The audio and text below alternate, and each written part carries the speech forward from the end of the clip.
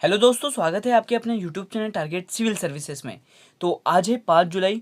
5 जुलाई से जितने भी करंट अफेयर्स के क्वेश्चन बनेंगे, सारे क्वेश्चन को इस वीडियो लेक्चर में हम डिस्कस करने वाले। तो सबसे पहले हम देख लेते जो कल क्वेश्चन आपसे पूछा था। तो आपसे क्वेश्चन पूछा गया था कि विश्व में किस भारतीय को जून 2024 तक के लिए विश्व बैंक शिक्षा सलाहकार नियुक्त किया गया है। तो ये नियुक्त किया है रणजीत सिंह दिसाले को। यहाँ पे करेक्ट आंसर क्या हो जाएगा? ऑप्शन 1। तो दोस्तों आपको याद रखना है कि विश्व बैंक का शिक्षा सलाहकार नियुक्त किसे किया है? रणजीत सिंह दिसाले को। यहाँ पे हम बात करें विश्व बैंक की, जिसकी स्थापना 1945 में की गई थी और इसका मुख्यालय वाशिंगटन डीसी अमेरिका में स्थित है। ये भी आपको याद रखना है। अब स्टार्ट करते हैं दोस्तों कल के क्वेश्चन का रिवीजन। और दोस्तों मैं आपको यहाँ पे बता दूं कि कल हमने 28 जून से 3 जुलाई तक जितने भी करंट अफेयर्स किए थे उनका वीकली रिवीजन किया था। तो अभी तक आपने इस वीडियो लेक्चर को नहीं देखा है तो इसे भी जरूर देखें। तो अब देख लेते हैं दोस्तों कल के क्वेश्चन का रिवीजन। पहला क्वेश्चन है कि हाल ही में जारी ग्लोबल स्टार्टअप इकोसिस्टम इंडेक्स 2021 में भारत कौन से स्थान पर रहा है? तो इस इंडेक्स में भारत रहा है 20वें स्थान पर। करेक्ट आंसर क्या हो जाएगा यहाँ पे?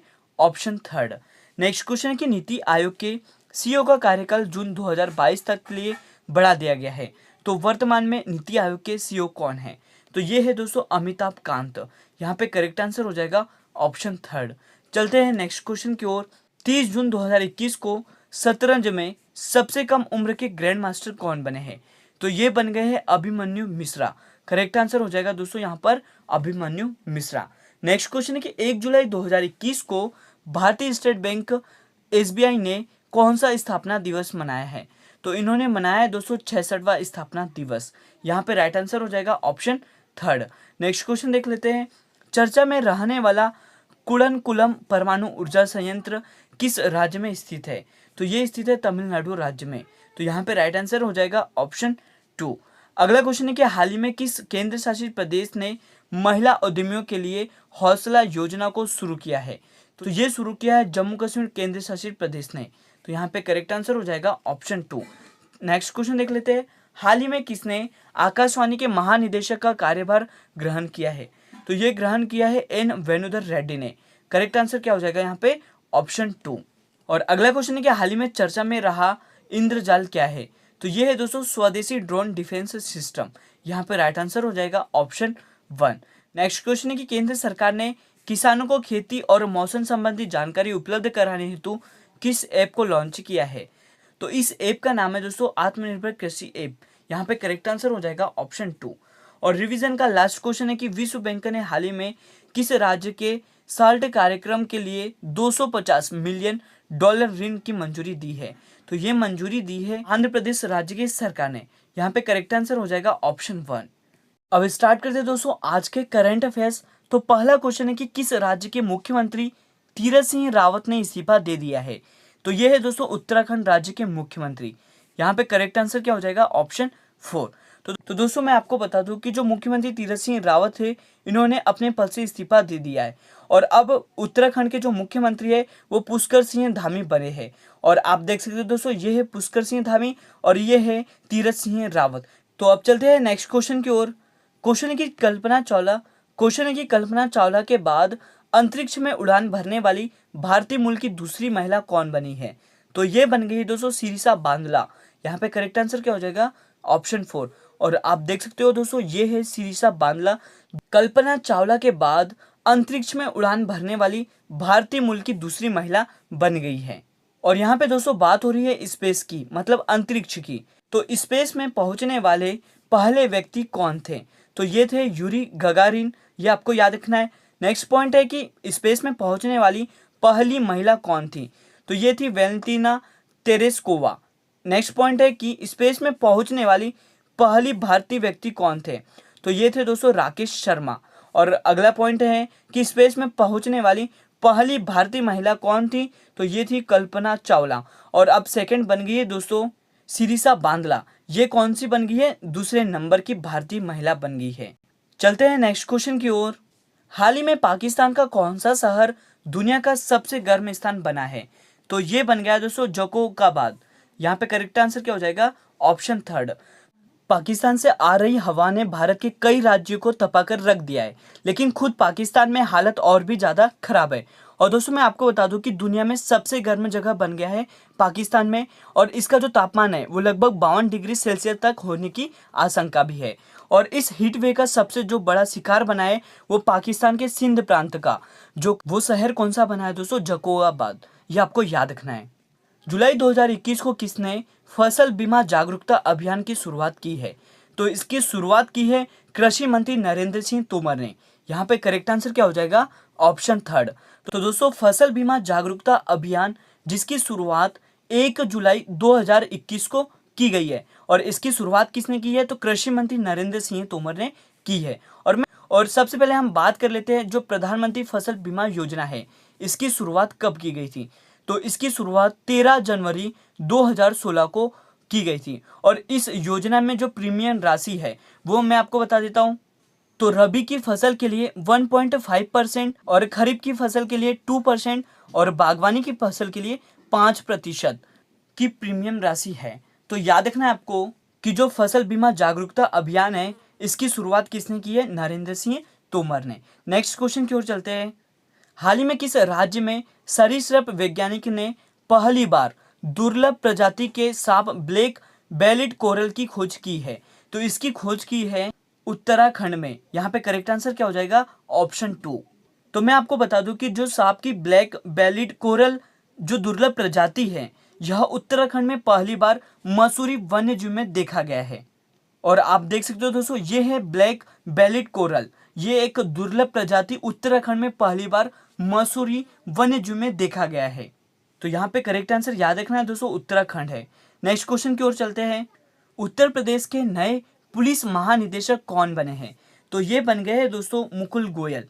यहाँ पे करेक्ट आंसर हो जाएगा ऑप्शन 2। तो उत्तर प्रदेश राज्य के पुलिस महानिदेशक कौन बन गए हैं? ये बने हैं मुकुल गोयल।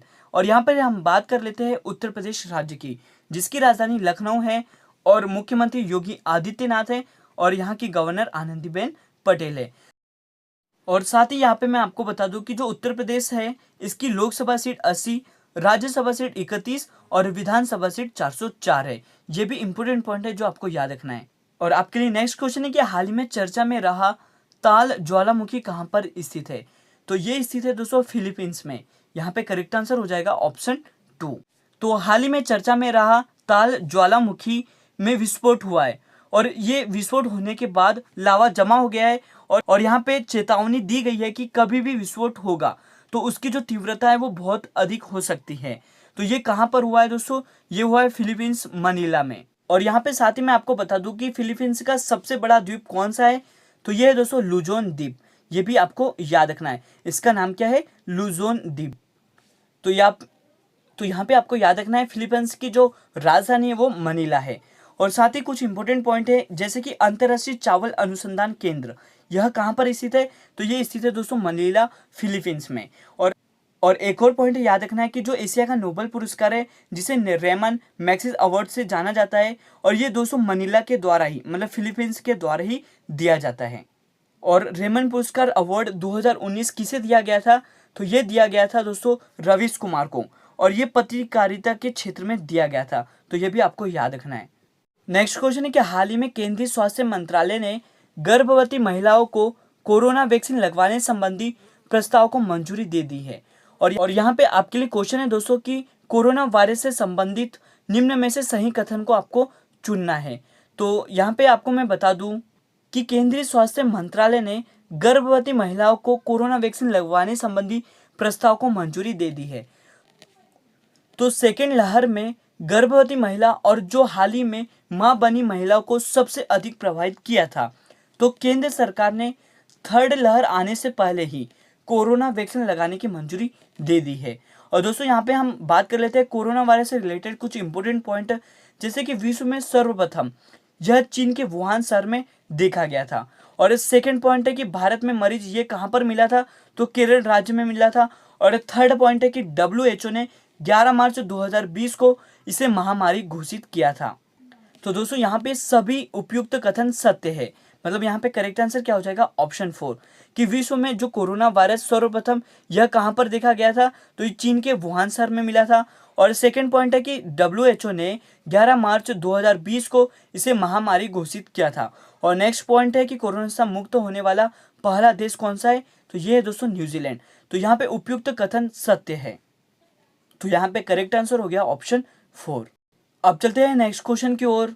हाल ही में किस मंत्रालय ने 2019-20 के लिए UDIAC+ लॉन्च किया है, तो ये लॉन्च किया है शिक्षा मंत्रालय ने। यहाँ पे करेक्ट आंसर हो जाएगा ऑप्शन 2। और आप देख सकते हो दोस्तों, ये है शिक्षा मंत्री जिनका नाम है रमेश पोखरियाल। तो केंद्रीय शिक्षा मंत्री रमेश पोखरियाल निशंक ने 2019-20 के लिए unified district information system for education plus report जारी की है। और UDIAC रिपोर्ट ने भारतीय स्कूली शिक्षा प्रणाली के बारे में सकारात्मक और नकारात्मक दोनों तरह के कुछ दिलचस्प तथ्यों पर प्रकाश डाला है। तो आपको याद रखना है दोस्तों कि जो शिक्षा मंत्रालय है, इन्होंने 2019-20 के लिए UDIAC लॉन्च किया है। नेक्स्ट क्वेश्चन की ओर, और ये आज का लास्ट क्वेश्चन है कि हाल ही में किसने परिजात का पौधा लगाकर वन महोत्सव 2021 की शुरुआत की है, तो इसकी शुरुआत की है प्रकाश जावड़ेकर ने। यहाँ पे करेक्ट आंसर क्या हो जाएगा ऑप्शन 2। तो दोस्तों यहाँ पर हम बात कर लेते हैं वन महोत्सव की। तो यह जुलाई के प्रथम सप्ताह में मनाया जाता है।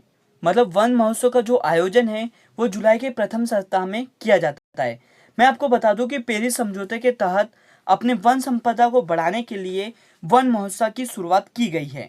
और आज का जो क्वेश्चन ऑफ द डे है आपके लिए कि एशिया के सबसे लंबे हाई स्पीड ट्रैक नेट्रेक्स को किस शहर में बनाया गया है, इसका सही जवाब आपको कमेंट सेक्शन में देना है। तो दोस्तों आज का वीडियो लेक्चर यहीं पर एंड होता है। अगर ये वीडियो लेक्चर आपको अच्छा लगा तो इसे लाइक करें, शेयर करें। अगर आप इस चैनल पर नए हो तो इसे सब्सक्राइब भी जरूर करें।